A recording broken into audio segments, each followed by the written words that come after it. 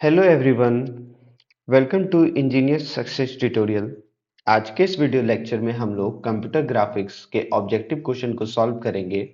ये सारे क्वेश्चन 2021 में पूछे गए हैं। वीडियो स्टार्ट करने से पहले आप लोगों से रिक्वेस्ट होगा कि वीडियो को पूरा देखें और आप लोग हमारे चैनल पे अगर न्यू हो तो प्लीज़ हमारे चैनल को सब्सक्राइब करें। Thank you. हमारा पहला क्वेश्चन है, what is the full form of GIF? GIF का फुल फॉर्म क्या होता है? तो GIF का फुल फॉर्म होता है graphical interchange format. Graphical interchange format. GIF हम लोग नॉर्मली आज के टाइम में हम लोग व्हाट्सएप पे यूज करते हैं, जहां हम लोग गिफ इमेज भेजते हैं। सपोज हम लोग को कोई गिफ इमेज भेजता है तो उसको यहाँ पे लिखा भी रहता है GIF। जब इस वीडियो को हम लोग डाउनलोड करते हैं या इस इमेज को हम लोग डाउनलोड करते हैं तो इसमें क्या होता है, ये कुछ सेकंड का एक एनिमेटेड इमेज रहता है। तो क्या होता है, ग्राफिकल इंटरचेंज फॉर्मेट, यानी कि इसके ग्राफिकल में क्या क्या होता है, चेंजेशन आते हैं, इसीलिए इसका फुल फॉर्म है graphical interchange format. Next question है, in LCD the refresh rate of screen is. इस एलसीडी में रिफ्रेश रेट कितना होता है एलसीडी के स्क्रीन में? तो रिफ्रेश रेट क्या होता है, सपोज ये हमारा एलसीडी स्क्रीन है। हम लोग को पता है कि हमारा जो स्क्रीन होता है उसमें पिक्सल्स होते हैं और इच डॉट, हर एक ये जो सेल्स है ये एक पिक्सल को डिनोट करते हैं। तो हमारा रिफ्रेश रेट क्या डिनोट करता है कि हमारा पिक्सल कितना जल्दी रिफ्रेश हो रहा है और नए पिक्सल्स को ग्लो कर रहा है। सपोज ये पिक्सल हमारा कुछ सेकंड के लिए ग्लो हुआ और नेक्स्ट पिक्सल इसको कुछ सेकंड के बाद ग्लो होना है, तो ये रिफ्रेश होता है। तो क्या है इसका रिफ्रेश रेट? 60 फ्रेम पर सेकेंड, मतलब 60 फ्रेम पर सेकेंड इसका रिफ्रेश रेट होता है एलसीडी का। नेक्स्ट क्वेश्चन है, the two dimensional scaling equation in the matrix form is. Two dimensional में स्केलिंग इक्वेशन का मैट्रिक्स फॉर्म क्या होता है? तो हम लोग देखते हैं, scaling operation is carried out. Scaling operation जब हम लोग को टू डायमेंशनल में करना होता है तो हम लोग किसके लिए करते हैं? पॉलीगन्स के लिए करते हैं। और कैसे करते हैं? By multiplying the coordinate values x y of each vertex of scaling factors x s x and s y to produce the transformed coordinate x dot y dot. कहने का मतलब क्या है कि हम लोग को अगर स्केलिंग ऑपरेशन परफॉर्म करना हो और हमारे पास एक्स वाई कोऑर्डिनेट दिया हो और हमारा स्केलिंग फैक्टर क्या है, एस एक्स और एस वाई, तो हम लोग क्या करेंगे? हम लोग करेंगे एक्स डैश, जो नया हमारा पॉइंट बनेगा वो क्या होगा, हमारा ओल्ड एक्स, यानी कि जो एक्स हमारा कोऑर्डिनेट का पहले से है वो, और हमारा एक्स एक्स का point. Similarly y dash is equal to हमारा पुराना वाई इंटू एस वाई। तो इसको हम लोग एज अ मैट्रिक्स फॉर्म में कैसे लिखेंगे? इसको हम लोग एज अ मैट्रिक्स फॉर्म में कैसे लिखेंगे? X dash y dash is equal to s x zero zero s y multiplied by x y. ठीक है। सपोज इसको हम लोग कहते हैं पी डैश, इसको हम लोग कहते हैं एस, और इसको हम लोग कहते हैं पी। ये मैट्रिक्स और ये मैट्रिक्स के फॉर्म में क्या हो रहा है? मल्टीप्लीकेशन, और जो इस पी डैश के इक्विवेलेंट हो, तो हमारा इक्वेशन क्या आया? P dash equal to s into p, जो हमारे ऑप्शन नंबर सी में है, p dash equal to s into p. Next question, हमारा नेक्स्ट क्वेश्चन है, which of the following is not a type of orthographic projection. और इसमें से कौन सा ऑर्थोग्राफिक प्रोजेक्शन नहीं है? टॉप, स्लाइड, साइड, कैवेलियर और एक्सोमेट्रिक। तो हमारा ऑर्थोग्राफिक प्रोजेक्शन कौन सा नहीं है? वो है कैवेलियर। कैवेलियर प्रोजेक्शन हम लोग का ऑर्थोग्राफिक प्रोजेक्शन नहीं होता है। नेक्स्ट क्वेश्चन है, which of the following is not A transformation technique? इस सारे में से कौन सा ट्रांसफॉर्मेशन टेक्निक नहीं है? Scaling, sharing, translation, revolution. तो हमारा ट्रांसलेशन टेक्निक कौन कौन सा होता है हम लोग देख लेते हैं। सबसे पहला हमारा ट्रांसलेशन टेक्निक होता है वो होता है स्केलिंग। उसके बाद हमारा होता है ट्रांसलेशन, फिर शेयरिंग, और है हमारा एक और है रोटेशन, और एक है हमारा रिफ्लेक्शन। रिफ्लेक्शन। तो हमारा कौन सा ट्रांसलेशन टेक्निक नहीं है, वो है हमारा क्या है, revolution. Revolution is not a transformation technique. Next question, if scaling parameter towards x-axis is 2 and towards y-axis is 3, then after scaling new coordinate of point -1 and 2 is, हम लोग इसको लिख लेते हैं। सपोज x हमारा 2 गिवन है और y हमारा 3 गिवन है। हमारा न्यू कोऑर्डिनेट क्या है? हमारा न्यू कोऑर्डिनेट क्या है? -1 और 2। इसको हम लोग एस एक्स कह सकते हैं और इसको हम लोग एस वाई कह सकते हैं।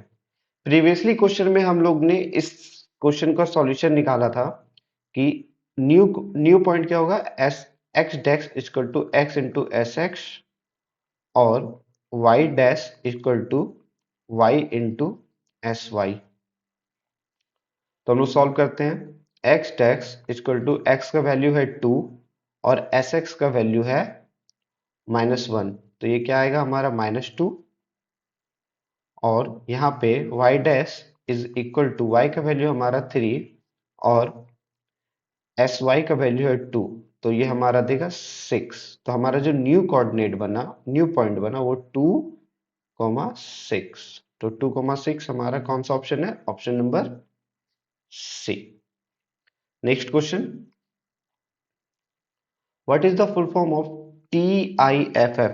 TIFF का फुल फॉर्म क्या होता है? TIFF का फुल फॉर्म होता है टैग्ड इमेज फाइल फॉर्मेट। तो कौन सा है?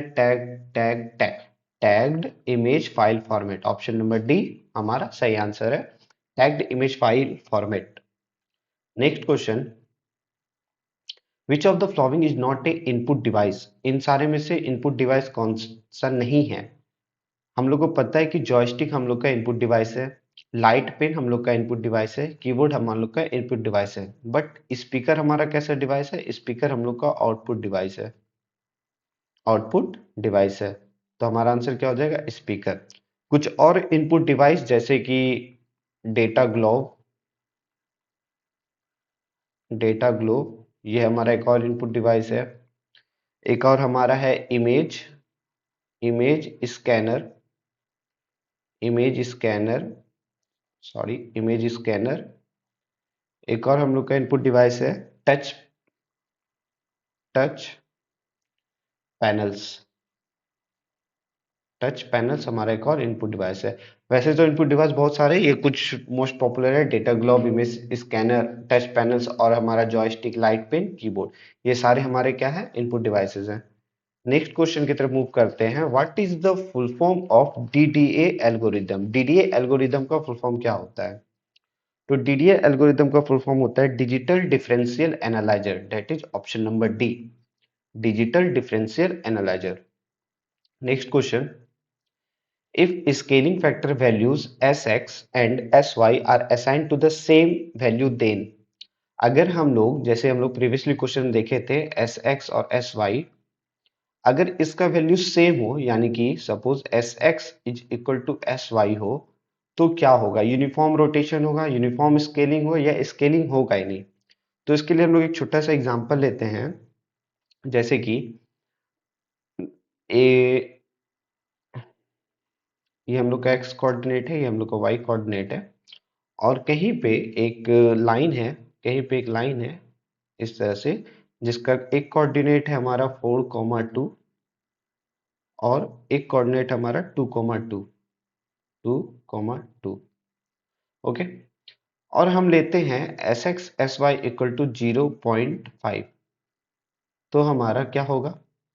हमारा होगा एक्स डैश जो हम लोग का नया आएगा वो होएगा 4 इंटू 0.5 डेट इज 2 और y डैश इक्वल टू हम लोग ये कोऑर्डिनेट के ले रहे हैं 4 2 के लिए यानी कि x 4 के लिए और 2 के लिए तो क्या अगर 2 इंटू 0.5 क्या आ जाएगा 1 ठीक है।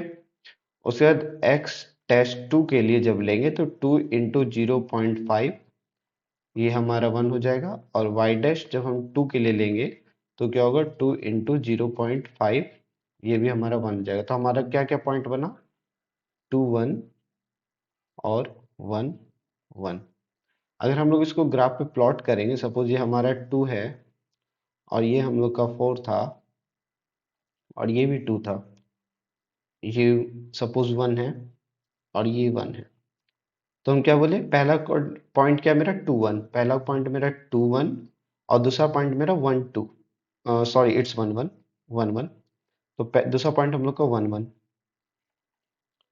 तो एक लाइन बना, एक और लाइन इमेज बना, लेकिन ये जो इमेज बना ये वाला जो न्यू लाइन बना ये इस लाइन से क्या है छोटा है, यानी कि स्केलिंग तो हो रहा है, स्केलिंग हो रहा है लेकिन कैसा स्केलिंग हो रहा है ये एक तरह का यूनिफॉर्म स्केलिंग हो रहा है, मतलब लाइन बड़ा से छोटा हो गया यूनिफॉर्म स्केलिंग।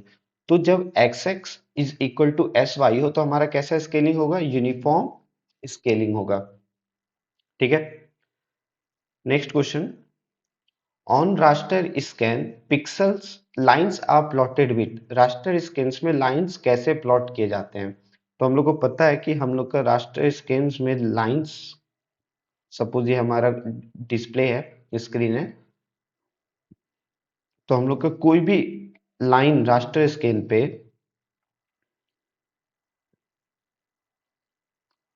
कुछ इस तरह से मान लीजिए हमारा डिस्प्ले है तो वो एक पिक्सल की तरह काम करता है। सपोज अगर कोई लाइन हम लोग को ड्रॉ करना हो तो ये 0 0 1 2 3 4 5 6 1 2 3 4।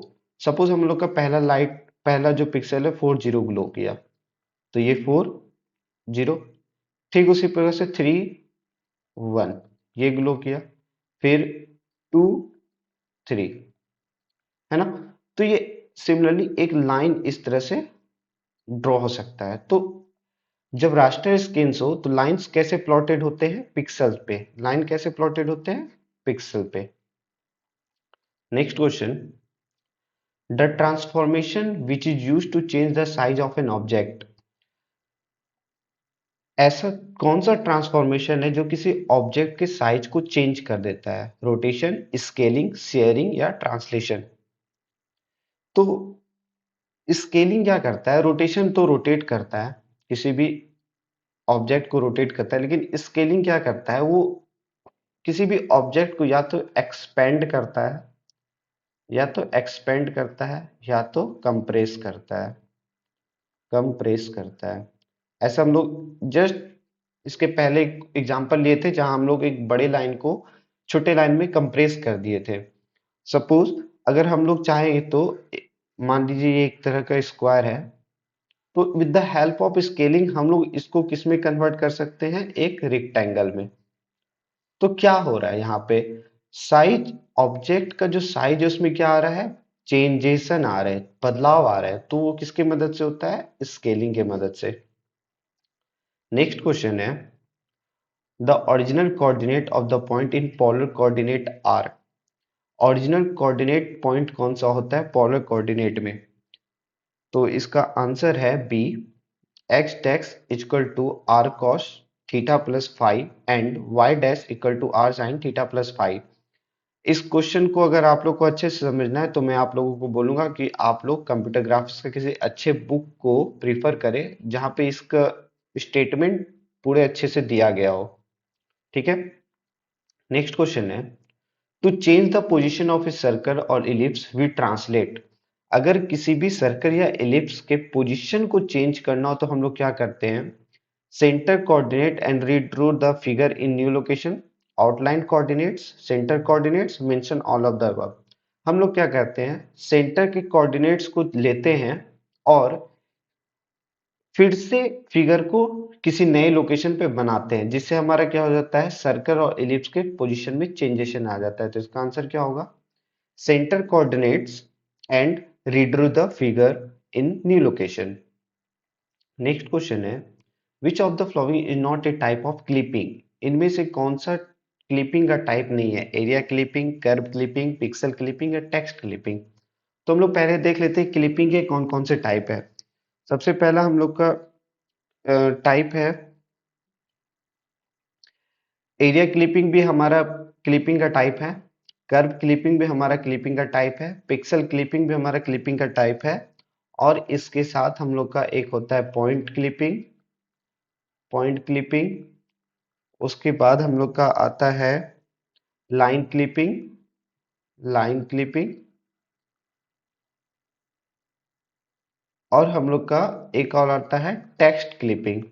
सॉरी फॉर मिस्टेक, ये पिक्सल क्लिपिंग जो है वो क्लिपिंग के टाइप नहीं है, टेक्स्ट क्लिपिंग क्लिपिंग के टाइप है। तो इसका आंसर क्या हो जाएगा, तो इसका आंसर हो जाएगा हम लोग का pixel clipping is not a type of clipping. मैं इस क्वेश्चन के एक सॉल्यूशन को और फिर से कर देता हूं कि एरिया क्लिपिंग भी टाइप है, कर्व क्लिपिंग टाइप है, टेक्स्ट क्लिपिंग टाइप है, इसके साथ हमारा आता है पॉइंट क्लिपिंग और line clipping, line clipping. Okay, next question की तरफ मूव करते हैं। हमारा अगला क्वेश्चन है, इन ब्रेसरमैन्स line drawing algorithm, if the distance d1 less than d2, then the decision parameter pk is। तो इस क्वेश्चन को सॉल्व करने से हम लोग पहले देखते हैं डिसीजन पैरामीटर होता क्या है। पीके का जो फॉर्मूला होता है, PK equal to change in X D one minus D two, D one minus D two. अगर इफ यदि d1 is equal to d2 रहा, तो pk का वैल्यू क्या आएगा, pk का वैल्यू होगा 0। अगर d1 ग्रेटर देन d2 रहा, तो pk का वैल्यू क्या होगा, ग्रेटर देन 0, यानी कि पॉजिटिव नंबर्स। और अगर d1 लेस देन d2 रहा, तो pk का वैल्यू क्या आएगा, pk smaller than 0, that is हमारा निगेटिव। तो क्वेश्चन क्या है, d1 is less than d2, यानी कि हमारा case 3, d1 is less than d2, तो हमारा pk का वैल्यू क्या आ रहा है, निगेटिव। तो हमारा आंसर क्या होगा, negative. Next question, the total number of regions in a Cohen Sutherland algorithm. Cohen Sutherland algorithm में कितने रीजन्स होते हैं। तो हम लोग पहले देखते हैं कोहेन सदर एल्गोरिदम रीजन्स डिवीजन होते कैसे हैं। ठीक है,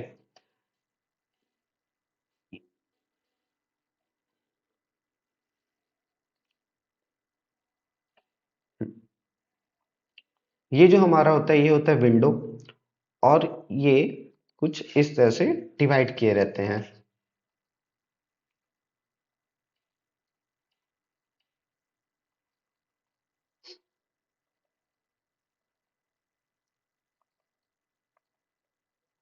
और जो हमारा मिडिल पॉइंट होता है, विंडो एरिया, वो 4 बिट से डिनोट होता है, डेट इज 0 0 0। अब इसके नेक्स्ट जो भी होगा, जो भी 4 बिट होगा, उसमें बस 1 बिट का डिफरेंस आना चाहिए। इसके नेक्स्ट जो भी होगा, यानी कि इसके लेफ्ट साइड में, उसमें बस 1 बिट का डिफरेंस आना चाहिए। इसके ऊपर साइड जो होगा, इसमें भी हमेशा 1 बिट का डिफरेंस आएगा, और इसके नीचे जो भी होगा, इसमें हमेशा 1 बिट का डिफरेंस आएगा।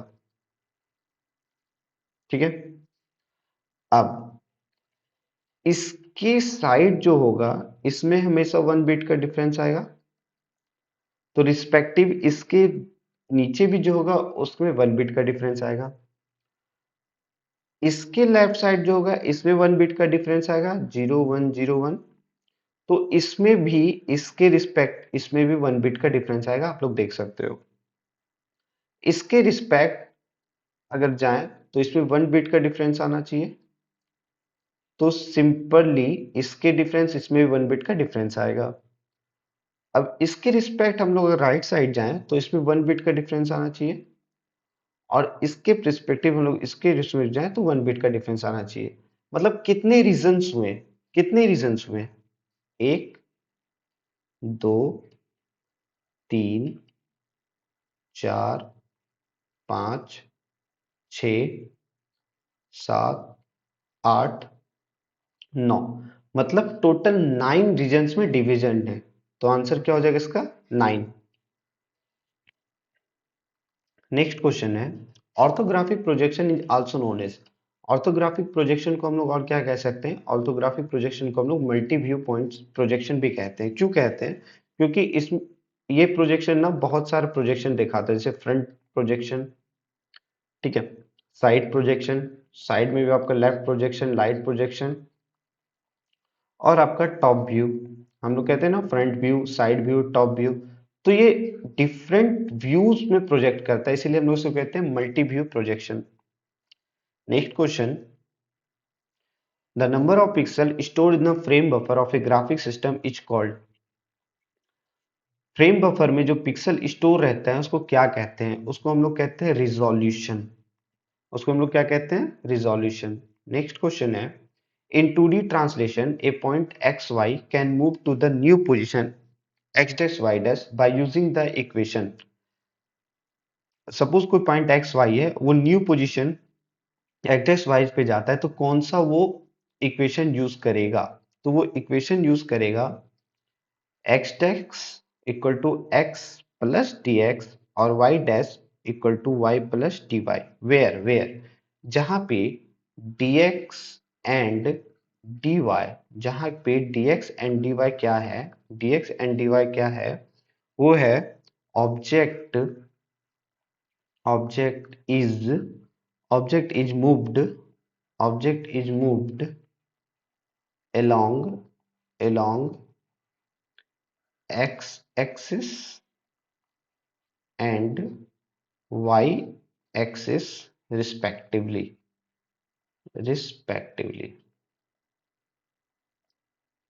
respectively। यानी कि dx x एक्सिस के कितना लॉन्ग मूव कर रहा है, dy y एक्सिस के एक्सिस कितना मूव कर रहा है, ये शो करता है। तो x प्लस डी एक्स और y minus y dash equal to Y plus D x.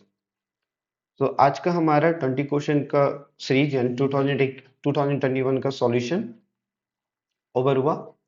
Next हम लोग कोशिश करेंगे 2020 के क्वेश्चन को सॉल्व करने का। Thank you for watching this video. Please like, subscribe and share, और प्लीज हम लोग को फेसबुक और इंस्टाग्राम पे फॉलो करें। फॉलो लिंक हमारे डिस्क्रिप्शन बॉक्स में दिया हो, और ये सारे क्वेश्चन हमारे ऑफिशियल वेबसाइट www.diplomaincs.in पे डाले हुए हैं। आप लोग वहां से इस क्वेश्चन को देख सकते हैं। प्लीज हमारे इस वीडियो को शेयर करें, और आप लोग को हमारा क्वेश्चन सॉल्यूशन और वे ऑफ टीचिंग और क्वेश्चन के पीछे डिस्क्रिप्शन अच्छा लगा तो प्लीज कमेंट करें। Please, thank you.